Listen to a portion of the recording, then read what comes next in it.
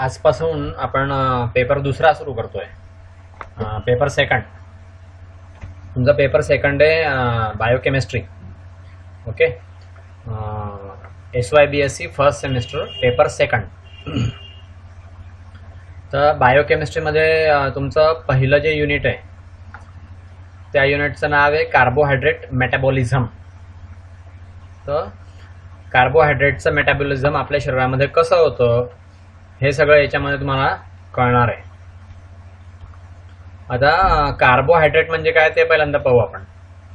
आपण जे अन्न खातो, वरण भात भाजी पोळी चटणी लोणचं भाकरी दशमी, तर हे सगळं जे असतं वरण, हे सगळं जे असतं याच्यामध्ये ठराविक काही केमिकल्स असतात. तर ते केमिकल्स कोणते असतात, म्हणजे मेन केमिकल्स असतात आपल्या अन्नामध्ये. मेन 5 केमिकल्स असतात. त्या 5 पैकी 3 जे आहेत ते खूप मोठ्या प्रमाणामध्ये आपण खातो आणि उरलेले जे 2 आहेत ते आपण थोड्या थोड्या प्रमाणामध्ये आपल्याला भाजीपाल्यातून किंवा दुधातून वगैरे मिळतात.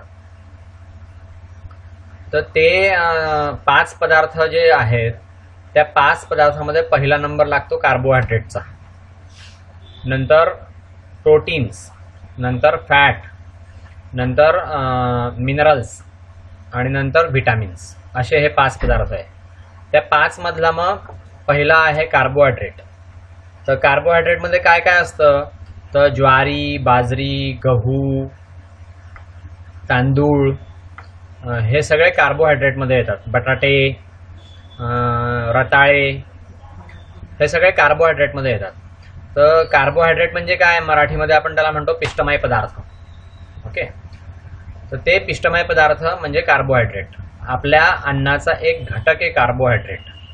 तर ते अन्न म्हणजे कार्बोहायड्रेट असलेलं अन्न आपल्या शरीरात गेल्यावरती त्याचं काय होतं ते हे या टॉपिकमध्ये केमिकल बेसिसवरती आपल्याला स्टडी करायचं आहे.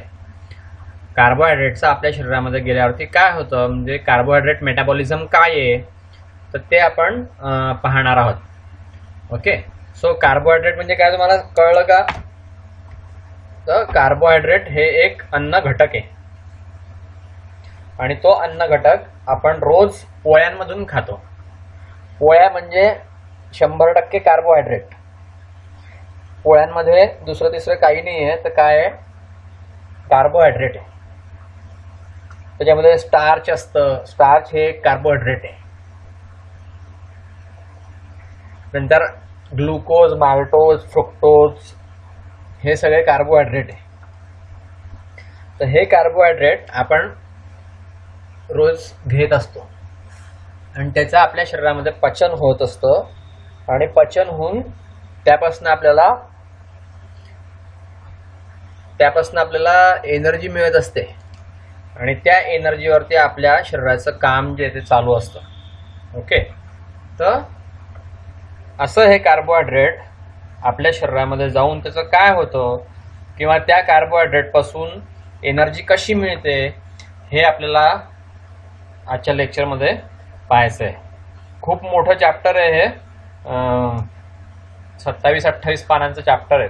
28 नाही 33 पानांचं चॅप्टर आहे. तर ते कार्बोहायड्रेट मेटाबॉलिझम आपण पाहू. मोस्ट अबंडंट बायोमॉलिक्यूल आहे हा, पहिली गोष्ट म्हणजे खूप मोठ्या प्रमाणावरती उपलब्ध होतो कार्बोहायड्रेट्स.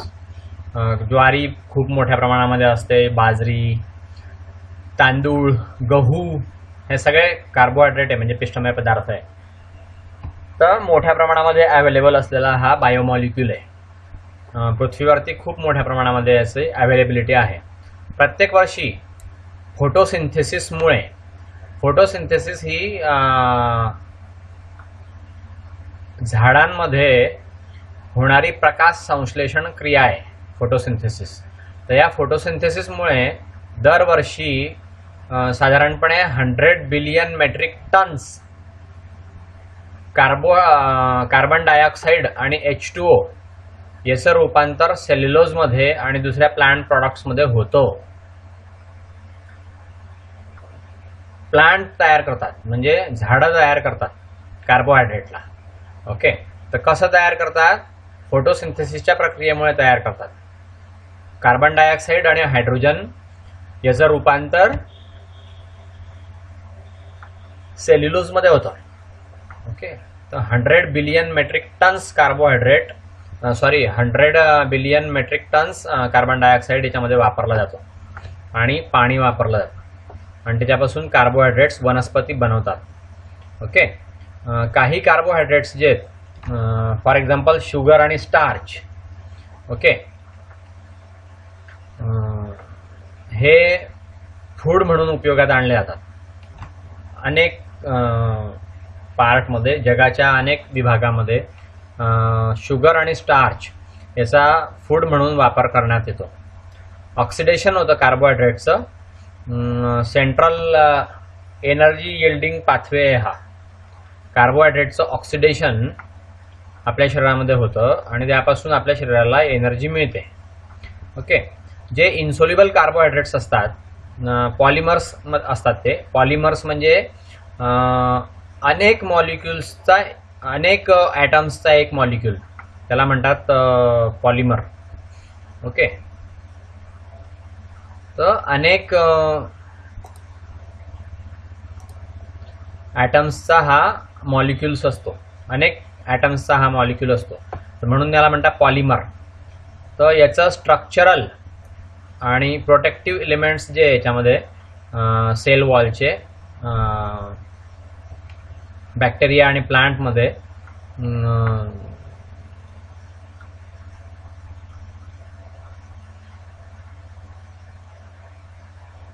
इन्सोल्युबल कार्बोहायड्रेटचे जे पॉलिमर्स आहे ते बॅक्टेरिया आणि प्लांट्सच्या सेल वॉलमध्ये, कनेक्टिव्ह टिश्यूमध्ये ॲनिमल्सच्या प्रोटेक्टिव्ह फंक्शन करतात.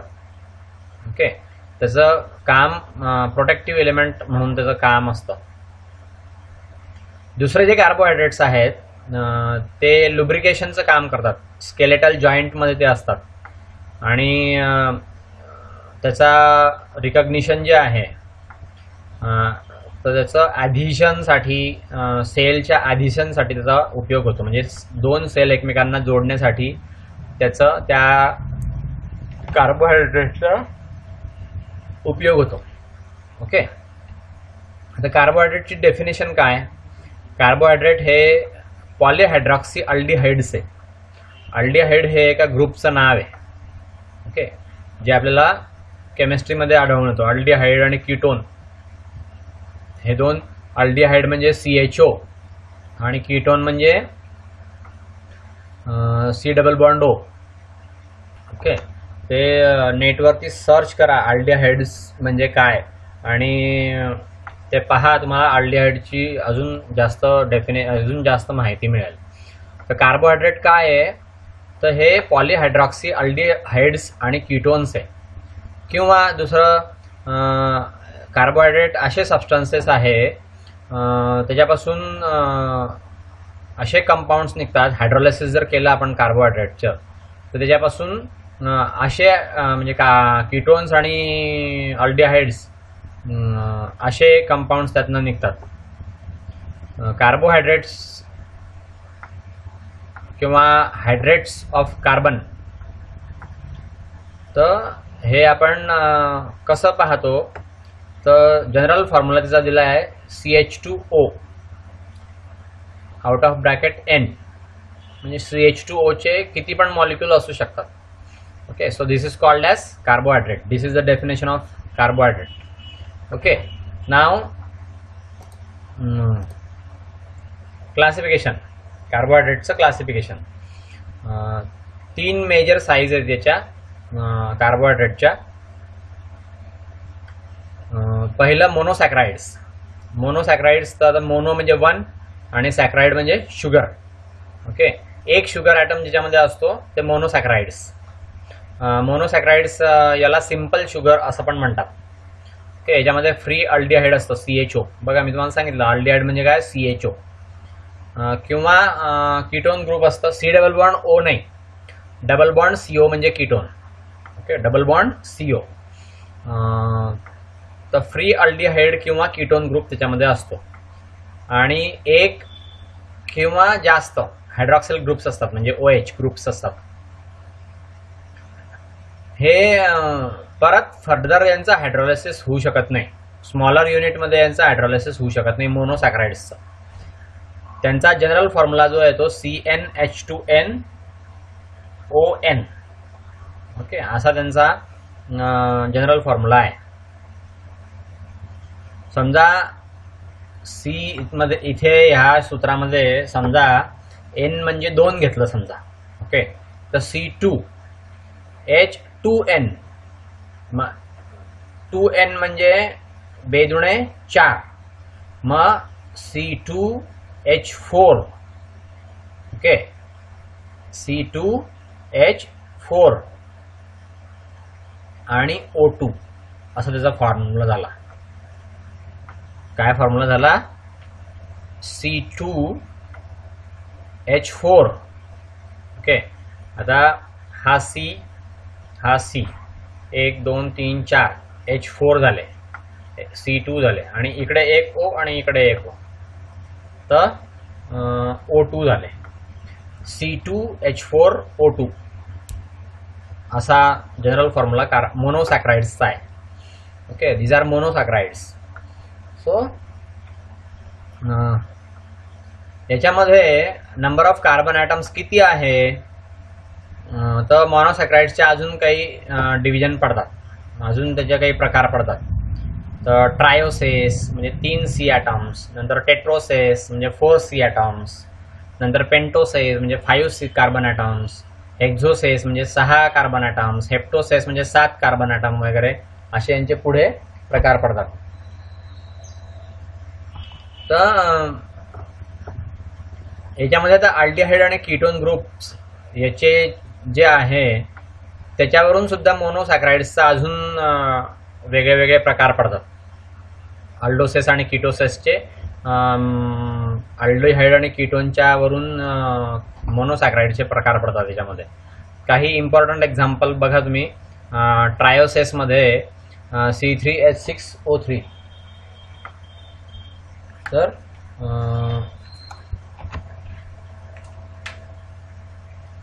C3H6 आणि O3 हे ट्रायोसेस आहे. आता याच्यामध्ये अल्डोसेस म्हणजे ग्लिसरॉल्डिहाइड, अल्डोट्रायोस. आणि कीटोसेस जर समजा आपण याच्यामध्ये म्हणलं तर डायहायड्रॉक्सी ॲस्टोन म्हणजे कीटोट्रायोस. असे 2 प्रकार झाले. कीटोन असलं तर कीटोट्रायोस, अल्डिहाइड असलं तर अल्डोट्रायोस. टेट्रोसेसमध्ये अल्डोटेट्रोसेस आणि कीटोटेट्रोसेस सेम तसंच. C4H8 आणि O4 हे जर आपण बघितलं तर इरिथ्रोज हे एक आहे, हे अल्डिहाइड आहे. आणि कीटोटेट्रोजमध्ये इरिथ्रुलोज हे मोनोसॅक्राइड आहे, कीटोटेट्रोज आहे आणि कीटोसेस आहे. ओके, सो असं सब क्लासेस याचे पडत जातात अल्डिहाइड आणि कीटोनच्या प्रेझेन्सवरून. पेंटोसेस आहे याच्याप्रमाणे अल्डोपेंटोज आणि कीटोपेंटोज. हेक्झोसेस आहे अल्डो हेक्झोज आणि कीटो हेक्झोज. हेप्टोसेसमध्ये अल्डो हेप्टोज आणि कीटो हेप्टोज. असे हे सगळे अल्डोहाइड आणि कीटोनच्या ग्रुपच्या प्रेझेंटवरून मोनोसॅक्राइड्सचे उपप्रकार पडलेले आहेत. आलं लक्षात? नाव सफिक्स जे OSE सफिक्स याला लागतं. तर अल्डोसेस मध्ये जर असेल तर त्याला OSE असा सफिक्स लागतं. आणि जर समजा कीटोन असेल तर ULOSES असं सफिक्स लागतं.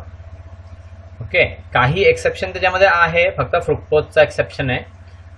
बाकी इतर जनरली सफिक्स कीटोन जर असला, कीटोसेस जर असले तर ULOSE असं सफिक्स लागतं. सफिक्स म्हणजे शब्दाच्या नंतर येणारा उपशब्द. ओके, तो उपशब्द कीटोन जर असेल तर ULOSE असं येतं आणि जर अल्डिहाइड असेल तर OSES असं ते सफिक्स येतं. ठीक आहे. नाव हे झाले मोनोसॅक्राइड्स. ओके, नाव पुढचे ऑलिगोसॅक्राइड्स.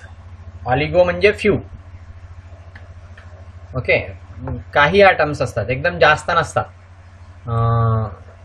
शुगर कंपाऊंड हे याच्यामध्ये 2 ते 10 मॉलिक्युल्स असतात. ओके, सेम असतात किंवा डिफरंट मोनोसॅक्राइड्स असतात. त्याचे 10 मॉलिक्युल 2 ते 10 मॉलिक्युलमध्ये याचं असतं. हायड्रोलायसिस केल्यावरती आपल्याला ते दिसून येतं. ओके, नाव ऑलिगोसॅक्राइड्स जे आहेत दीज आर डेसिग्नेटेड. यांना आपण ऑलिगोसॅक्राइड्स मध्ये कोण कोण येतं तर डायसॅक्राइड आहे, टायसॅक्राइड आहे, टेट्रासॅक्राइड आहे, पेंटासॅक्राइड आहे.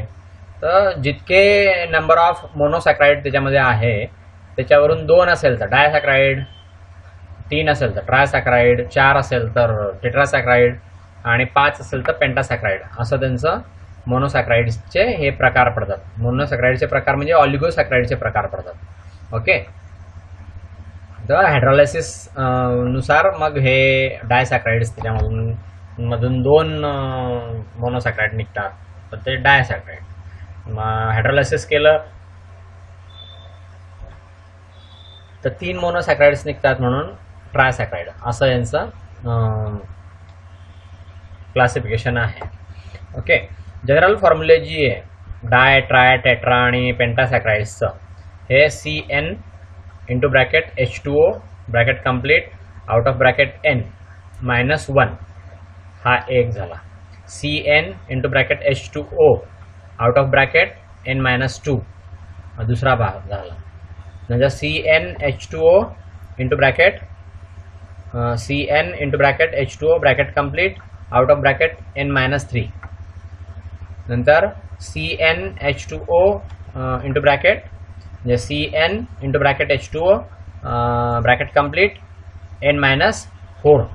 अशा प्रकारे डाय असेल तर हे, ट्राय असेल तर हे, ओके, नंतर टेट्रा असेल तर हे आणि पेंटा असेल तर हे, असे यांचे जनरल फॉर्म्युली आहे. मोनोसॅक्राइड युनिट्स जे आहेत ऑलिगोसॅक्राइडमध्ये ते एकाला किंवा दुसऱ्या ग्लायकोसायडिक लिंकेजला जुळलेले असतात किंवा जोडलेले असतात. ओके, तर आता बघा आपण ऑलिगोसॅक्राइड्सचे सगळे एक्झाम्पल पाहू. ऑलिगोसॅक्राइड्स कोणते कोणते ते पाहू, त्यांचे एक्झाम्पल पाहू आणि मोनोसॅक्राइड युनिट कशाला जोडले ते पाहू. डायसॅक्राइडमध्ये पहिलं आहे लॅक्टोज. डायसॅक्राइडचं एक्झाम्पल आहे लॅक्टोज. लॅक्टोज म्हणजे दुधामध्ये असलेली साखर. तर याच्यामध्ये ग्लुकोज असतं आणि गॅलॅक्टोज असतं. ओके, नंतर डायसॅक्राइडमध्ये दुसरं एक्झाम्पल आहे माल्टोज. माल्टोजमध्ये ग्लुकोज असतं आणि ग्लुकोजचे 2 मॉलिक्युल म्हणजे माल्टोज. ओके, सो डायसॅक्राइडमध्ये तिसरं उदाहरण सुक्रोज. तर ग्लुकोज आणि फ्रुक्टोज असे दोघं याच्यामध्ये असतात. नाव ट्रायसॅक्राइड याच्यामध्ये असतात रॅफिनोज. तर गॅलॅक्टोज प्लस ग्लुकोज प्लस फ्रुक्टोज मिळून हे ट्रायसॅक्राइड तयार होतं. टेट्रासॅक्राइडमध्ये स्टॅकोज 4 असतात मॉलिक्युल्स. तर 4 मध्ये पहिलं मॉलिक्युल असतं गॅलॅक्टोजचा, दुसरा गॅलॅक्टोजचा असतो, तिसरा ग्लुकोजचा असतो आणि चौथा फ्रुक्टोजचा असतो.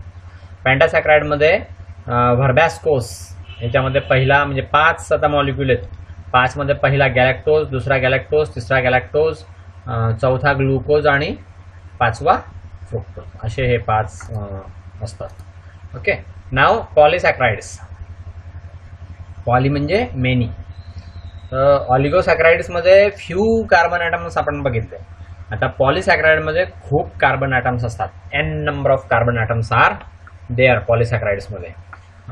पॉली याचा अर्थच आहे मेनी. ओके, सो हे पण शुगर कंपाऊंड आहेत आणि 10 पेक्षा जास्त मॉलिक्युल्स असतात त्यांच्यामध्ये. मोनोसॅक्राइड्सचे 10 पेक्षा जास्त मॉलिक्युल्स असतात. हायड्रोलायसिस जर आपण केलं तर त्या हायड्रोलायसिसमध्ये आपल्याला असं दिसून येतं की यांच्यामध्ये मॉलिक्युल्स खूप जास्त आहे. ओके, पॉलिसॅक्राइड्स जे आहेत यांचा जनरल फॉर्म्युला आहे C6H10O5 कंसाच्या बाहेर X. ओके, असा हा पॉलिसॅक्राइडचा फॉर्म्युला आहे, general formula. Into bracket C6H10O5 bracket complete, ब्रॅकेटच्या बाहेर X.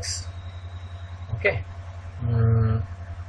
हे लिनियर किंवा ब्रांच्ड चेन पॉलिसॅकराइड्स असतात. सरळ पण असतात आणि ब्रांच्ड पण असतात.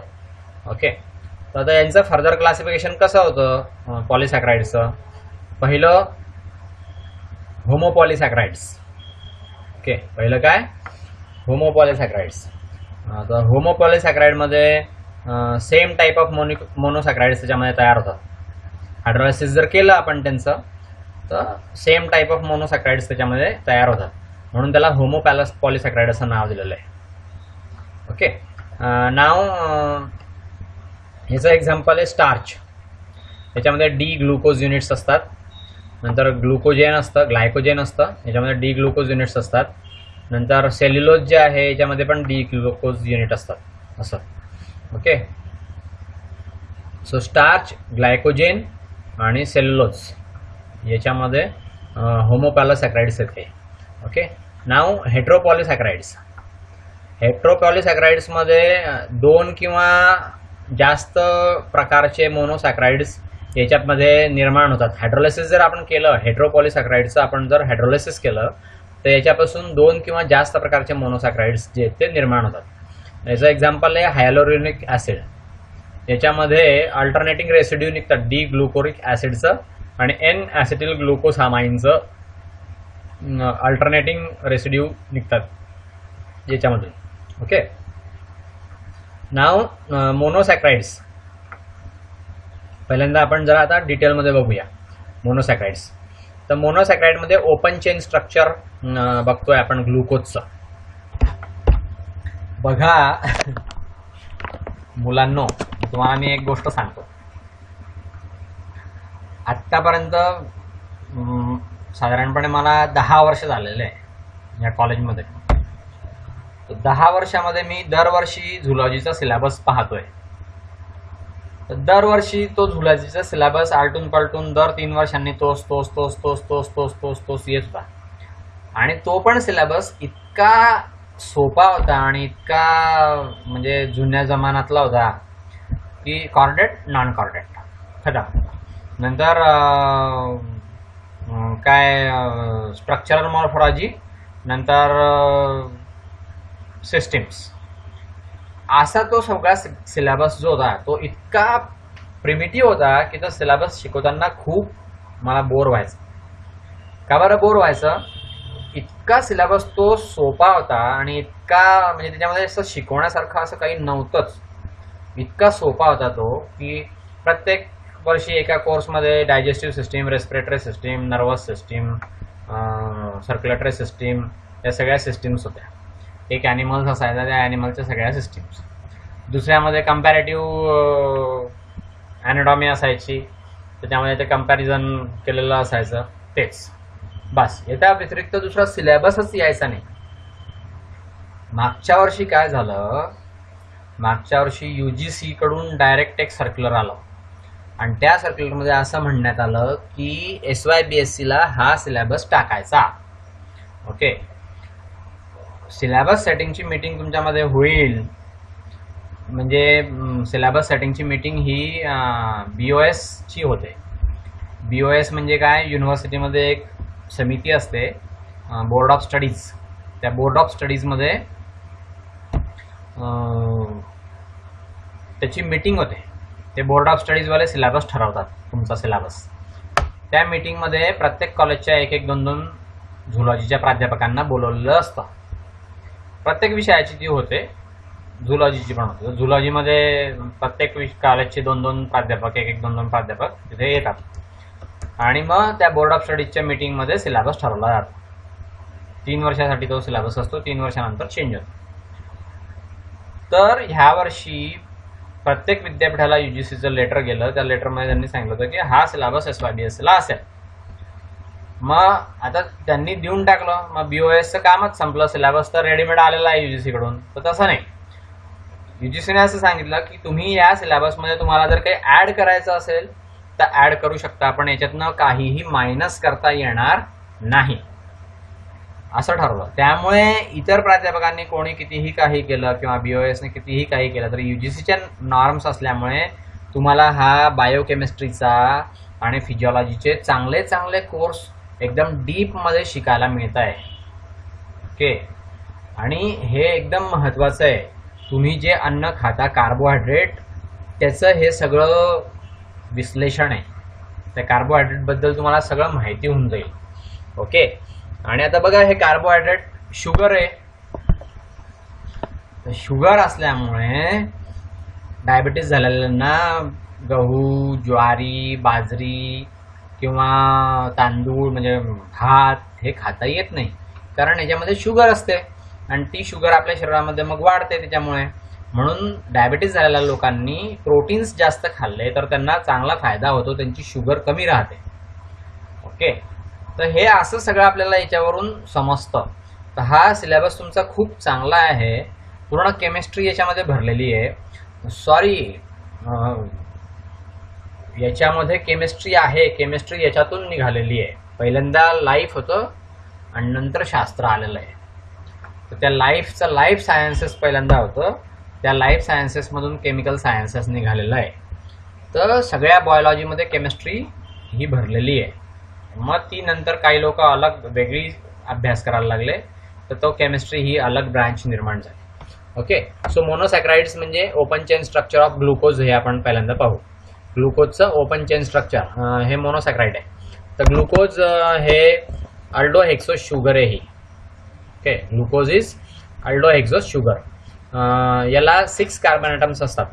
6 कार्बन ॲटम्स असतात ग्लुकोजमध्ये. आणि अल्डिहाइड ग्रुप जो आहे याचा 5 कार्बॉक्सिल, एक अल्डिहाइड ग्रुप असतो, नंतर 5 हायड्रॉक्सिल ग्रुप्स असतात. आणि कार्बन ॲटमचा नंबर जो आहे, अल्डिहाइड ग्रुपला जो कार्बन ॲटम असतो त्या कार्बन ॲटम पासून कार्बनचा नंबर चालू होतो. ओपन चेन स्ट्रक्चर आहे ते कसं दिसतं तर बघा, हे CHO, CHOH, CHOH, CHOH, CHOH आणि CH2OH. आलं लक्षात? हा CH2OH तुम्हाला असाही लिहिता आला असता, C इकडे H, इकडे H आणि इकडे OH. आलं लक्षात? सो हे झालं ग्लुकोज. हा ग्लुकोजचा फॉर्म्युला आहे, कायमस्वरूपी लक्षात ठेवा. 1 2 3 4 5 6 कार्बन ॲटम लावायचे. पहिल्या कार्बन ॲटमला CHO, दुसऱ्याला HOH, तिसऱ्याला HOH, चौथ्याला HOH, पाचव्याला HOH आणि सहाव्याला H2OH. आलं लक्षात? सो अशा रीतीने हा ग्लुकोजचा स्ट्रक्चरल फॉर्म्युला आहे केमिस्ट्रीमध्ये. ठीक आहे. नाव रिंग स्ट्रक्चर ग्लुकोजचं. सोल्युशनमध्ये जर समजा आपण ग्लुकोज घेतलं तर ते डी ग्लुकोज असतं. ओके. याच्यामध्ये इंट्रामॉलिक्युलर किंवा हेमी ॲसिटल असं ते असतं. फ्री हायड्रॉक्सिल ग्रुप्स जे आहेत C5मध्ये, डी ग्लुकोजमध्ये, ते रिॲक्शन करतात. अल्डिहायडिक C1शी रिॲक्शन करतात ते, म्हणून C1 बिकम असिमेट्रिक. C1 हा असिमेट्रिक होतो आणि 2 स्टिरिओ आयसोमर्स याचे तयार होतात. मला आमचे सर NR शहांची आठवण झाली. आम्हाला केमिस्ट्रीला शिकवायला NR शहा नावाचा एक केमिस्ट्री अंमळनेरला, पालखे सर त्यांना ओळखत असतील. NR शहा नावाचे आम्हाला एक सर होते. त्यांनी ज्यावेळेस आम्हाला स्टिरिओ केमिस्ट्री शिकवायला घेतली तर ते स्ट्रॉ घेऊन आले होते. आपण ते थम्सअप किंवा कोकोकोला त्या स्ट्रॉने पितो ना, तसे स्ट्रॉ होते त्यांच्याकडे. नंतर काही प्लॅस्टिकचे मणी होते.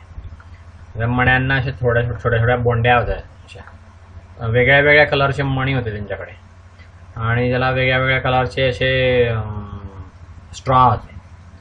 आणि ते स्ट्रॉ घेऊन ते आले आणि त्यांनी त्या स्ट्रॉने हे केमिकल स्ट्रक्चर जे आहे त्यांनी केमिकल स्ट्रक्चर स्ट्रॉने बनवलं. एक मणी घेतला, त्या मणीवरती C लिहिलेला होता. त्याच्या एका बाजूला एक स्ट्रॉ जोडला, असा स्ट्रॉ. त्या स्ट्रॉच्या पुढे मणी लावला दुसरा, त्या मणीवरती OH लिहिलेलं होतं. इकडे ह्या मधल्या Cच्या मण्याला इकडे एक स्ट्रॉ जोडला, त्याला इकडे H लावलेला होता. ओके. नंतर त्या सीचा जो मधला मणी आहे त्याला इकडे एक स्ट्रॉ जोडला, इथे एक मणी लावला, तिथे CHO लिहिलेलं होतं. मग या सीच्या मण्याला खाली एक स्ट्रॉ जोडला, त्याला दुसरा एक मणी लावला सीचा, त्या मण्याला इकडे Hचा स्ट्रॉ लावला, इकडे OHचा मणी लावला, स्ट्रॉ लावून त्याला मणी लावला. तर असं त्यांनी ते स्ट्रक्चर तयार केलं होतं. आता स्टिरिओ आयसोमर्स कोणाला म्हणतात, तर एका बाजूला जर समजा असेल तर ते डेक्स्ट्रो रोटेटरी, आणि एका बाजूला जर असेल तर ते लिव्हो रोटेटरी. म्हणजे दोन साईडला असतात ते, एकमेकांच्या मिरर इमेजेस असतात त्या, तर त्यावरून त्यांचे भेद पडतात, म्हणून त्यांना एकमेकांचं स्टिरिओ आयसोमर असं म्हणतात. ओके. हे रिंग स्ट्रक्चरमध्ये दिसतं. ओके. दोन स्टिरिओ आयसोमर्स याचे ग्लुकोजचे तयार होतात ह्या रिॲक्शनमुळे सोल्युशनमध्ये. ओके. अल्फा आणि बीटा त्यांना नाव दिलेलं आहे त्या स्टिरिओ आयसोमरला, एकाला म्हणतात अल्फा, दुसऱ्याला म्हणतात बीटा. हे जे 6 मेंबर रिंग कंपाऊंड्स आहेत यांना पायरॅनोसिस असं म्हणतात, कारण 6 मेंबर्ड रिंग असते ती, तर पायरांसारखी दिसते ती. याचं सिस्टमॅटिक नेम आहे दोघंही रिंग फॉर्मच्या डी ग्लुकोजसाठी अल्फा डी ग्लुको पायरॅनोज आणि बीटा डी ग्लुको पायरॅनोज असं यांचं नाव आहे. तर बघा हे ग्लुकोज असं दिसतंय, तर हा OH इकडे जोडला गेला आणि इथे असं तयार झालं, 1 2 हे OH, हे CHO हा, ओके, इकडे CHOH हा, CHOH हा, CHOH हा, CH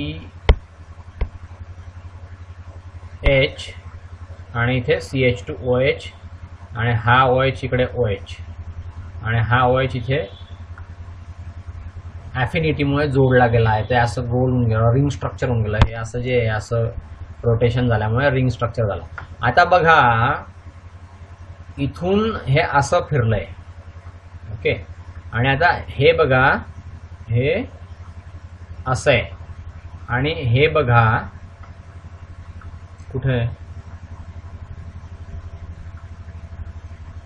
दोघंही सारखेच लिहिले आहेत त्यांनी, अल्फा आणि बीटा सारखेच लिहिले आहे.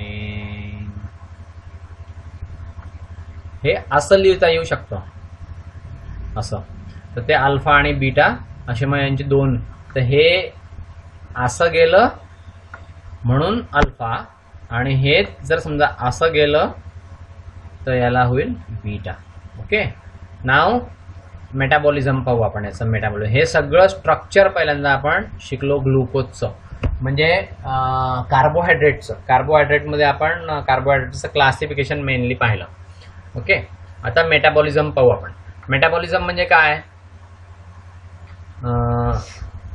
बऱ्याचशा एन्झाईम्स याच्यामध्ये अवलंबून असतात, एन्झाईम अंतर्भूत होतात याच्यामध्ये बरेचसे, आणि ते कॅटलिस्टचं काम करतात. फिजिकल आणि केमिकल प्रोसेसमध्ये कॅटलिस्टचं काम करतात एन्झाईम्स.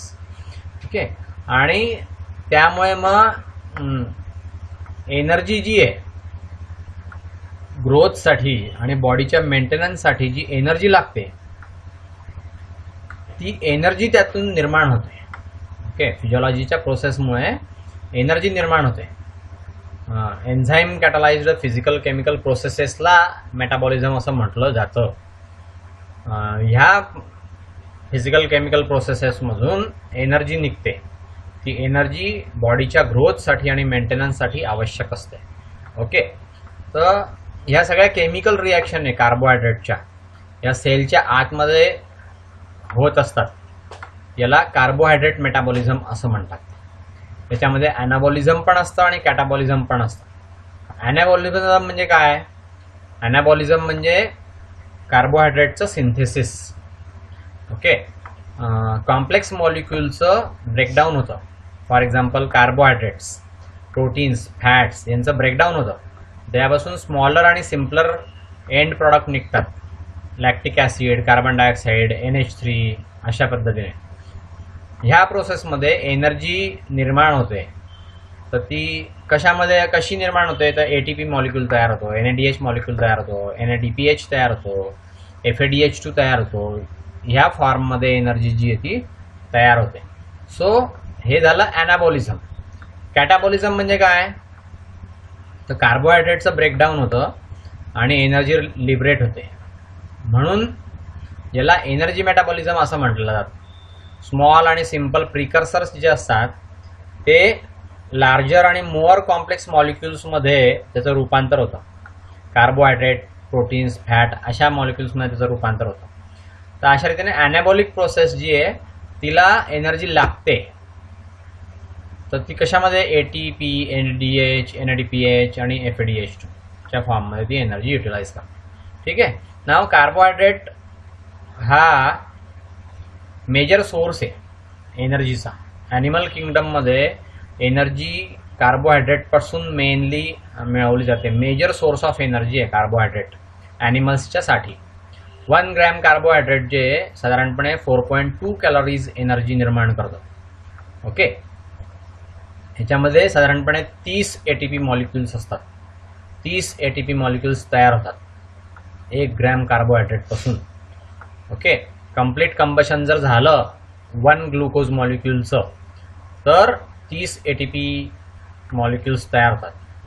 कार्बोहायड्रेट्स हे ॲलिमेंटरी कॅनलमध्ये त्यांचं डायजेशन होतं आणि त्याचं कन्व्हर्शन मोनोसॅक्राइड्समध्ये होतं. फॉर एक्झाम्पल गॅलॅक्टोज, फ्रुक्टोज, ग्लुकोज असं त्याचं रूपांतर होतं आणि हे ॲब्सॉर्ब केले जातात. ब्लड कॅपिलरीजमध्ये हे ॲब्सॉर्ब केले जातात आणि इंटेस्टिनल विलायमध्ये सुद्धा ते ॲब्सॉर्ब होतात. हे फ्रुक्टोज, गॅलॅक्टोज आणि ग्लुकोज इंटेस्टिनल विलायमध्ये सुद्धा ॲब्सॉर्ब होतात, ब्लडमध्ये जातात आणि पोर्टल व्हेनमधून ते लिव्हरमध्ये जातात. लिव्हरमध्ये गॅलॅक्टोज आणि फ्रुक्टोज याचं कन्व्हर्शन होतं ग्लुकोजमध्ये आणि ग्लुकोज हे एक तर स्टोअर करून ठेवलं जातं लिव्हरमध्ये ग्लायकोजनच्या रूपामध्ये किंवा हे ग्लुकोज पेशींना पुरवलं जातं. रक्तामधून प्रत्येक पेशीला पुरवलं जातं.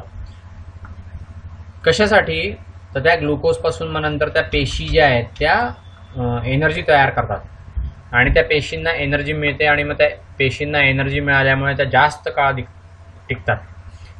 त्या एनर्जीला ते ग्लुकोज मिळाल्यामुळे ऑक्सिजनच्या संपर्कामध्ये आल्यावरती त्या ग्लुकोजचं रूपांतर एनर्जीमध्ये होतं त्या सेलमध्ये आणि त्या सेलला एनर्जी मिळते आणि त्यामुळे सगळी बॉडीची ॲक्टिव्हिटी चालते, ग्रोथ चालते आणि बॉडीची सगळी ॲक्टिव्हिटी त्यामुळे चालते एनर्जी मिळाल्यामुळे.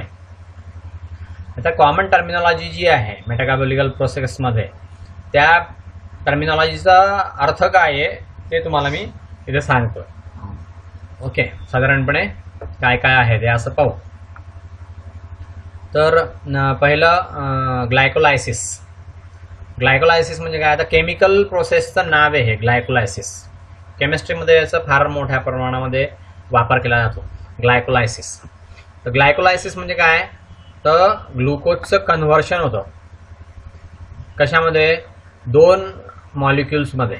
पायरुविक ॲसिडच्या 2 मॉलिक्युल्समध्ये ग्लुकोजचं कन्व्हर्शन होणं याला म्हणतात ग्लायकोलायसिस.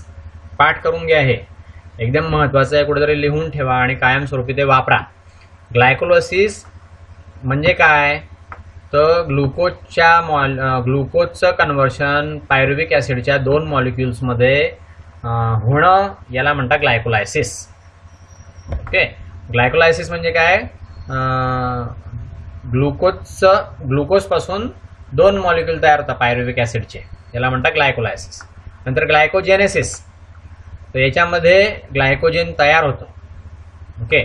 स्केलेटल मसलमध्ये आणि लिव्हरमध्ये ग्लायकोजन तयार होण्याच्या प्रोसेसला ग्लायकोजेनेसिस असं म्हणतात. ग्लायकोजेनेसिस म्हणजे काय, production of glycogen skeletal muscles आणि लिव्हरमध्ये. स्केलेटल मसलमध्ये आणि लिव्हरमध्ये ग्लायकोजेन तयार होण्याच्या प्रोसेसला ग्लायकोजेनेसिस असं म्हणतात. नंतर ग्लायकोजिनोलायसिस. ग्लायकोजिनोलायसिस म्हणजे काय, तर ग्लायकोजेनचं ब्रेकडाऊन. मग ग्लायकोजेनचं ब्रेकडाऊन झाल्यावरती काय होतं, तर त्याच्यापासून ग्लुकोज 6 फॉस्फेट हे ग्लायकोलायसिससाठी तयार होतं किंवा फ्री ग्लुकोज तयार होतं आणि ते ब्लडमध्ये सिक्रेट केलं जातं लिव्हरमध्ये. लिव्हरमध्ये ते ब्लडमध्ये सोडलं जातं. ओके. फ्री ग्लुकोज ब्लडमध्ये सोडलं जातं लिव्हरमध्ये किंवा ग्लुकोज 6 फॉस्फेट तयार होतं. ग्लायकोलायसिससाठी हे फॉस्फेट तयार होतं. तर दॅट इज ग्लायकोजिनोलायसिस. ओके. ग्लायकोजिनोलायसिस म्हणजे ग्लायकोजेनचं ब्रेकडाऊन. मग ग्लायकोजनचं ब्रेकडाऊन झाल्यावर काय होतं, तर ग्लुकोज 6 फॉस्फेट तयार होतं. हे ग्लायकोलायसिससाठी हे तयार होतं. किंवा फ्री ग्लुकोज तयार होतं आणि ते ब्लडमध्ये सोडलं जातं, लिव्हरमध्ये ब्लडमध्ये सोडलं जातं. ओके. नाव ग्लुकोनिओजेनेसिस. तर याच्यामध्ये ग्लुकोज तयार होतं नॉन कार्बोहायड्रेट मॉलिक्युल्सपासून. याच्यामध्ये लॅक्टिक ॲसिड असतं, नंतर ॲमिनो ॲसिड असतं. लिव्हरमध्ये ह्या मॉलिक्युल्सपासून, लिव्हरमध्ये लॅक्टिक ॲसिड, ॲमिनो ॲसिड्स ह्या मॉलिक्युलपासून, जे मॉलिक्युल नॉन कार्बोहायड्रेट मॉलिक्युल्स आहेत, तर अशा मॉलिक्युलपासून ग्लुकोज तयार करण्याच्या प्रोसेसला ग्लुकोनिओजेनेसिस असं म्हणतात. आलं लक्षात. नाव लिपोजेनेसिस. तर आदिपोस टिश्यूमध्ये ट्रायग्लिसराइड्सचं फॉर्मेशन होणे. ट्रायग्लिसराइड म्हणजे फॅट म्हणजे स्निग्ध पदार्थ. लक्षात ठेवा कायम, फॅट म्हणजे काय, स्निग्ध पदार्थ. तर हे स्निग्ध पदार्थ तयार होतात. कुठे तयार होतात, आदिपोस टिश्यूमध्ये. आदिपोस टिश्यू जर तुम्ही हिस्टोलॉजी शिकले तर तुम्हाला आदिपोस टिश्यू म्हणजे काय हे समजेल. त्या आदिपोस टिश्यूमध्ये फॅट असतं. पोटामध्ये जी जाड कातडी असते, तळपायाला जी जाड कातडी असते, तिथे फॅट ड्रॉपलेट्स त्या स्किनच्या सेल्समध्ये स्टोअर केलेले असतात. तर आदिपोस टिश्यूमध्ये ट्रायग्लिसराइड्स तयार होण्याच्या प्रोसेसला लिपोजेनेसिस असं म्हणतात. ओके. नाव लिपोलायसिस म्हणजे काय, तर ट्रायग्लिसराइड्सचं ब्रेकडाऊन. आदिपोस टिश्यूमध्ये ट्रायग्लिसराइड्सचं ब्रेकडाऊन म्हणजे लिपोलायसिस, आणि आदिपोस टिश्यूमध्ये ट्रायग्लिसराइड्सचं फॉर्मेशन म्हणजे लिपोजेनेसिस. आलं लक्षात. नाव कीटोजेनेसिस. कीटोजेनेसिस हे कीटोनचं फॉर्मेशन आहे. ओके. कीटोन बॉडीज तयार होतात. याच्यामध्ये 4 कार्बन लॉंग ऑर्गॅनिक ॲसिड असतात आणि फॅटी ॲसिड्स पासून ते तयार झालेले असतात. लिव्हरमध्ये हे होतं. कीटोजेनेसिस हे लिव्हरमध्ये होतं. ओके. कीटोन बॉडी तयार होण्याच्या प्रोसेसला कीटोजेनेसिस असं म्हणतात. ओके. तर कीटोन बॉडीज काय असतात, तर 4 कार्बन लॉंग ऑर्गॅनिक ॲसिड्स असतात. हे फॅटी ॲसिडपासून तयार होतात लिव्हरमध्ये. आलं लक्षात. So that is कीटोजेनेसिस. आता तुम्हाला कॉमन टर्मिनॉलॉजी मेटाबॉलिक प्रोसेसची थोडीशी सांगितली 4-5 या गोष्टीमध्ये. नाव मेजर पाथवेज कोणते आहेत, कार्बोहायड्रेट मेटाबॉलिझमचे मेजर पाथवेज कोणते आहेत. पाथवेज म्हणजे सिरीज ऑफ रिॲक्शन चालते, तर ती सिरीज ऑफ रिॲक्शनला पाथवे म्हटलेलं आहे. ते क्रेब्सने, इतर बऱ्याच लोकांनी ते पाथवेज शोधून काढलेले आहेत. पुढे तुम्हाला ह्याच चॅप्टरमध्ये येईल. तर मेजर पाथवे कोणते आहे कार्बोहायड्रेट मेटाबॉलिझमचे ते आता आपण पाहू. ओके. तर पहिला पाथवे आहे ग्लायकोलायसिस. ओके. याला एम्बेडन मेयर ऑफ पाथवे असं पण म्हणतात. ओके. याच्यामध्ये ग्लुकोजचं ऑक्सिडेशन होतं. पायरुवेट आणि लॅक्टेट तयार होतात. मग ग्लुकोजचं ऑक्सिडेशन होऊन पायरुवेट आणि लॅक्टेट तयार होण्याच्या प्रोसेसला ग्लायकोलायसिस म्हणतात. एम्बेडन आणि मेयर ऑफ या सायंटिस्टने हा पाथवे शोधून काढलेला आहे. लॉंग प्रोसेस असते ती, म्हणून त्याला पाथवे असं नाव दिलेलं आहे. दुसरं सायट्रिक ॲसिड सायकल, याला क्रेब्स सायकल असं पण म्हणतात, किंवा ट्रायकार्बोक्झिलिक ॲसिड सायकल असं पण याला म्हणतात. 3 क्रेबने काढलंय म्हणून क्रेब सायकल, नंतर सिट्रिक ॲसिड सायकल आणि ट्रायकार्बोक्झिलिक ॲसिड सायकल असे 3 नावं आहे याला. ओके. तिघही एकच आहे. याच्यामध्ये ॲसिटिल कोएन्झाईम म्हणजे ॲसिटिल CoA चं ऑक्सिडेशन होतं आणि CO2 तयार होतं. ओके. क्रेब सायकल फायनल आहे, हा एकदम कॉमन आहे आणि ऑक्सिडेटिव्ह पाथवे कार्बोहायड्रेटसाठी हा कॉमन आणि फायनल ऑक्सिडेटिव्ह पाथवे आहे. फॅट्स आणि ॲमिनो ॲसिड्स मधून ॲसिटिल CoA पासून याच्यापासून क्रेब सायकलचा हा पाथवे तयार होतं. याच्यामध्ये ॲसिटिल CoAचं ऑक्सिडेशन होतं आणि CO2 तयार होतं. ओके. नाव ग्लुकोनिओजेनेसिस. याच्यामध्ये ग्लुकोज तयार होतं नॉन कार्बोहायड्रेट प्रिकर्सर्सपासून. For example amino acid, glycerol याच्यापासून ग्लुकोज तयार होण्याच्या प्रोसेसला ग्लुकोनिओजेनेसिस आपण पाहिलं वर्सन हे इथे सेमच आहे. ओके, नाव इथे पाथवे तिथे फक्त ती टर्मिनॉलॉजी आहे. पाथवे म्हणजे याच्यामध्ये पूर्ण सिरीज ऑफ रिॲक्शन्स आहेत. त्या सिरीज ऑफ रिॲक्शन्स पासून हा ग्लुकोनिओजेनेसिसचा पाथवे तयार होतो. नाव ग्लायकोजेनेसिस हे फॉर्मेशन ऑफ ग्लायकोजेन, ग्लुकोज पासून ग्लायकोजेन तयार होण्याच्या प्रोसेसला ग्लायकोजेनेसिस म्हणतात. ही पण एक अशी काही सरळ रिॲक्शन नाही आहे की ग्लुकोज घेतलं त्याला दुसरं एक केमिकल टाकलं की ग्लायकोजेन तयार झालं. इतकी सरळ रिॲक्शन नाही आहे ती. तर त्याच्यामध्ये चेन ऑफ रिॲक्शन्स आहे, ज्याच्यापासून हे होतं, मग त्याच्यापासून ते होतं, मग त्याच्यापासून ते होतं, मग त्याच्यापासून ते होतं, आणि मग शेवटी ग्लुकोज तयार होतं, शेवटी ग्लायकोजेन तयार होतं. पहिल्यांदा ग्लुकोज असतं, ग्लुकोजमध्ये दुसरं मिसळतं, तिसरं होतं, तिसऱ्यामध्ये चौथं मिसळतं, त्याच्यामध्ये एक एन्झाईमची ऍक्टिव्हिटी होते, मग तिसरं तयार होतं, तिसऱ्यामध्ये अजून पुढचं एक मिसळतं वेगळं, त्याच्यामध्ये तिसरं एन्झाईम असतं, मग ते चौथं होतं, आणि मग पाच रिॲक्शन होऊन मग शेवटी ग्लायकोजेन तयार होतं. म्हणून तो ग्लायकोजेनेसिस हा पाथवे आहे. ओके, डायरेक्ट रिॲक्शन नाही आहे ती असं की बुवा H2SO4 plus CuSO4 plus H2O असं इतकी सरळ रिॲक्शन नाही आहे ती, म्हणून त्याला पाथवे असं नाव दिलेलं आहे. सो दॅट इज अ ग्लायकोजेनेसिसचा पाथवे. तर ह्या पाथवेमध्ये ग्लायकोजेन तयार होतं ग्लुकोजपासून. ठीक आहे, ग्लुकोजपासून ग्लायकोजेन तयार होण्याच्या प्रोसेसला ग्लायकोजेनेसिस पाथवे असं म्हणतात. नाव ग्लायकोजिनोलायसिस 10 पाथवे आहेत बघा, किती पाथवे आहेत. ग्लायकोजिनोलायसिस म्हणजे ग्लायकोजेनचं ब्रेकडाऊन होतं आणि ग्लुकोज तयार होतं. हेक्झोमोनोफॉस्फेट शंट म्हणजे तिथे पाथवे थांबून जातो, स्टॉप होतो, त्याच्या पुढे काही होत नाही.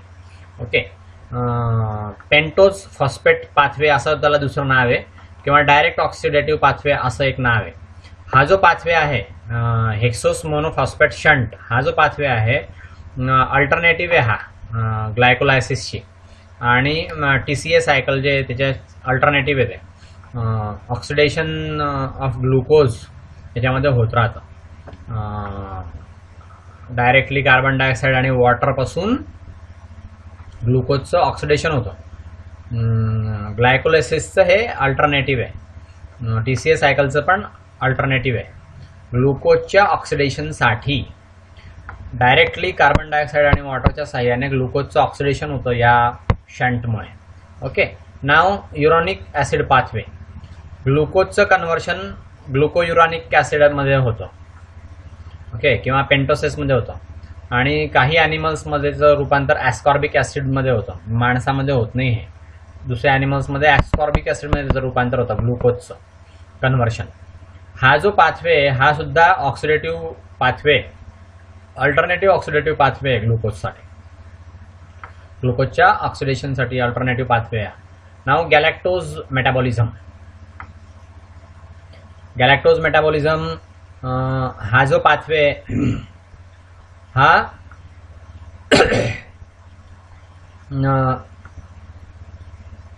गॅलॅक्टोजचं कन्व्हर्शन ग्लुकोजमध्ये होतं आणि लॅक्टोजचं सिंथेसिस होतं. ओके, याच्यामध्ये लॅक्टोजचं सिंथेसिस होतं by the conversion of galactose to glucose. Okay, नाव 9वा पाथवे फ्रुक्टोज मेटाबॉलिझम. फ्रुक्टोज मेटाबॉलिझममध्ये फ्रुक्टोजचं ऑक्सिडेशन होतं आणि त्यापासून पायरुवेट तयार होतं, आणि फ्रुक्टोज आणि ग्लुकोज मेटाबॉलिझम मध्ये रिलेशन तिथे दिसून येतं आपल्याला. That is fructose metabolism. Now amino acid आणि मोनोपॉलिसॅक्रॅइड मेटाबॉलिझम. अॅमिनो शुगर आणि म्युकोपॉलिसॅक्रॅइड मेटाबॉलिझम. याच्यामध्ये अॅमिनो शुगरचं सिंथेसिस होतं आणि दुसऱ्या शुगर्स तयार होतात. कशासाठी? तर म्युकोपॉलिसॅक्रॅइड्स किंवा ग्लायकोप्रोटीन्स तयार होण्यासाठी या अमिनो शुगर्स तयार होतात किंवा दुसऱ्या शुगर्स तयार होतात. ओके, कशापासून? तर अमिनो शुगर आणि म्युकोपॉलिसॅक्राइड मेटाबॉलिझममध्ये या तयार होतात. ओके, नाव ग्लायकोलायसिस. ग्लायकोलायसिस ही एक प्रोसेस आहे. ग्लायकोलायसिस, आता याचं डेफिनेशन पहा पहिल्यांदा. Stepwise enzymatic breakdown of hexose sugar. Hexose शुगरचं ब्रेकडाऊन आहे. कसं ब्रेकडाऊन होतं तर स्टेप वाईज होतं. One step by one step by one step, 1 2 3 4 5 6 step असतात त्याच्या आतमध्ये. स्टेप बाय स्टेप ब्रेकडाऊन होतं. कशाचं? हेक्झोस शुगरचं म्हणजे ग्लुकोजचं. हेक्झोस शुगर म्हणजे ग्लुकोज, दुसरं काही नाही. ओके, तर हेक्झोस शुगरचं किंवा ग्लुकोजचं स्टेप बाय स्टेप ब्रेकडाऊन होतं एन्झाईममुळे. ओके, आणि त्याच्यापासून 2 मॉलिक्यूल पायरुवेटचे तयार होतात सायटोप्लाझममध्ये. सेलमध्ये जो सायटोप्लाझम असतो त्या सायटोप्लाझममध्ये पायरुवेटचे 2 मॉलिक्युल्स तयार होण्याच्या प्रोसेसला ग्लायकोलायसिस असं म्हणतात. ते कसे तयार होतात तर एन्झाईम्सच्या साह्याने स्टेप बाय स्टेप हेक्झोस शुगरचं किंवा ग्लुकोजचं ब्रेकडाऊन केलं जातं. आणि मग ते ब्रेकडाऊन झाल्यामुळे सायटोप्लाझममध्ये, सेलच्या सायटोप्लाझममध्ये 2 मॉलिक्युल्स पायरुवेटचे तयार होतात. या प्रोसेसला ग्लायकोलायसिस असं म्हणतात. ओके, याला EMP असं पण म्हटलेलं आहे. दुसरं नाव आपण वरती पाहिलंच आहे, एम्बेडन मेरहॉफ पार्नास हे पाथवे. हा या सायंटिस्टचं नाव दिलेलं आहे त्याला पाथवेला. Glycolysis is a pathway. Okay, ही प्रोसेस 3 जर्मन सायंटिस्टने शोधून काढलेली आहे, एम्बेडेन, मेरहॉफ्स आणि पार्नास. ओके, या 3 जर्मन सायंटिस्टने ही प्रोसेस, जर्मनीमध्ये रिसर्च खूप मोठ्या प्रमाणात चालतो. तर ह्या 3 जर्मन सायंटिस्टने हा पाथवे शोधून काढलेला आहे. कॉमन पाथवे हा ग्लुकोजच्या डिग्रेडेशनसाठी. ॲरोबिक आणि अनॲरोबिक रेस्पिरेशनमध्ये ग्लुकोजचं डिजनरेशन ह्या पाथवेमुळे होतं. ॲरोबिक म्हणजे इन प्रेझेन्स ऑफ ऑक्सिजन आणि अनॲरोबिक म्हणजे इन अब्सेन्स ऑफ ऑक्सिजन. जिथे ऑक्सिजन नसतो तिथे पण ग्लुकोजचं डिग्रेडेशन होतं. ओके, तर दोन्ही ठिकाणी हे होऊ शकतं.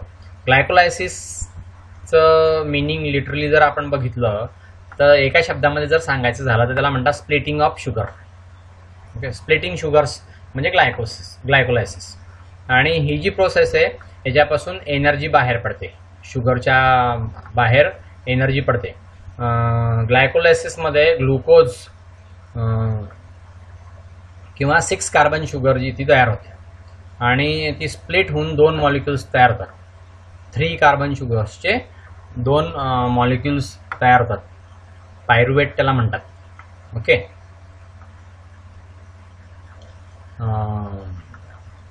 मल्टी स्टेप प्रोसेस आहे ही. याच्यामध्ये 2 मॉलिक्युल्स ATPचे पण तयार होतात. फ्री एनर्जी आहे, ATP म्हणजे फ्री एनर्जी आहे. फ्री एनर्जी कंटेनिंग मॉलिक्युलला ATP म्हणतात, ॲडेनोसाईन ट्रायफॉस्फेट. ओके, 2 मॉलिक्युल्स पायरुवेटचे तयार होतात. नंतर 2 हाय एनर्जी इलेक्ट्रॉन्स तयार होतात. इलेक्ट्रॉनवरती हाय एनर्जी असते एकदम. इलेक्ट्रॉन कॅरिंग मॉलिक्युल्स असतात ते 2 high energy electron carrying molecules असतात. NADH त्याला म्हणतात. ते NADH वरती हाय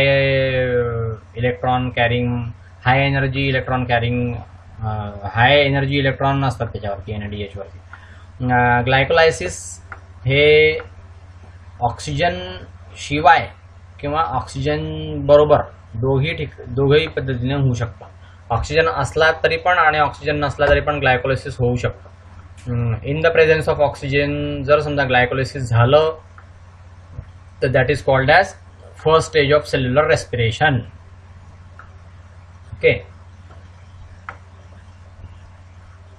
आणि जर समजा ॲब्सेन्समध्ये ऑक्सिजनच्या ॲब्सेन्समध्ये जर समजा ग्लायकोलायसिस झालं तर याच्यामुळे सेल्सला स्मॉल अमाऊंटमध्ये ATP तयार करता येते.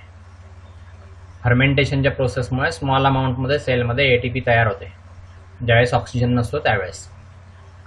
ग्लायकोलायसिस म्हणजे ग्लुकोजचं कन्व्हर्शन आहे. पायरुविक ॲसिडमध्ये सायटोप्लाझममध्ये कन्व्हर्शन होतं. अनॲरोबिक मेटाबॉलिझममध्ये मात्र म्हणजे ज्यावेळेस ऑक्सिजन नसेल त्यावेळेस हे पायरुविक ॲसिड जे आहे याचं कन्व्हर्शन लॅक्टिक ॲसिडमध्ये होतं. हे स्केलेटल मसल्समध्ये होतं, सायटोप्लाझममध्ये नाही, स्केलेटल मसल्समध्ये म्हणजे हाडांच्या स्नायूमध्ये. ओके, हाडांच्या स्नायूमध्ये ते होतं, स्केलेटल मसल्स. नाऊ ग्लायकोलायसिस हे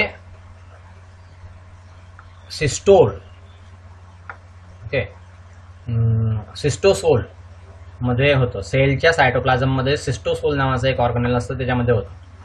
आणि नेक्स्ट स्टेज जी आहे तर ती सेल्युलर रेस्पिरेशनची नेक्स्ट स्टेज आहे ही. ओके, सेल्युलर रेस्पिरेशनची ही नेक्स्ट स्टेज आहे. याला सिट्रिक ॲसिड सायकल असं पण म्हणतात. हे सेल मायटोकॉन्ड्रियामध्ये त्याच्या मॅट्रिक्समध्ये होतं.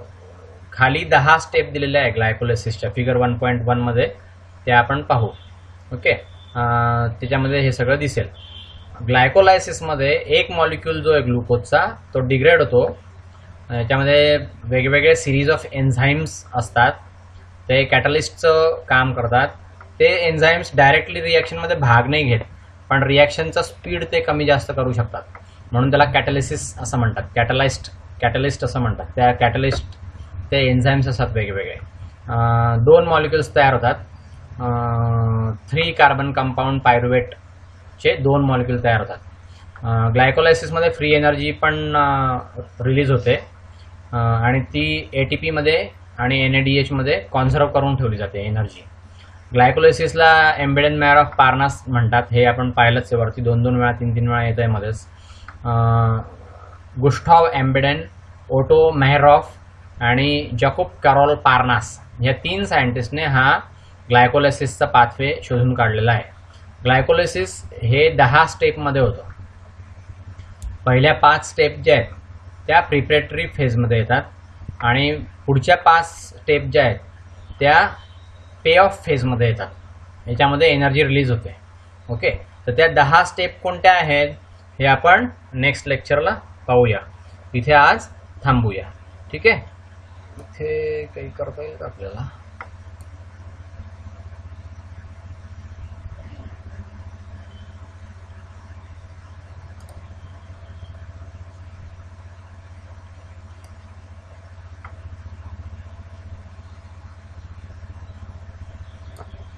सो इथपर्यंत आपलं झालं. याच्या पुढचं आता हे प्रिपरेटरी फेज ऑफ ग्लायकोलायसिस हे आपण नेक्स्ट लेक्चरला पाहूया. खूण करून ठेवली मी तिथे. तर इथे आता थांबूया. ठीक आहे, बाय.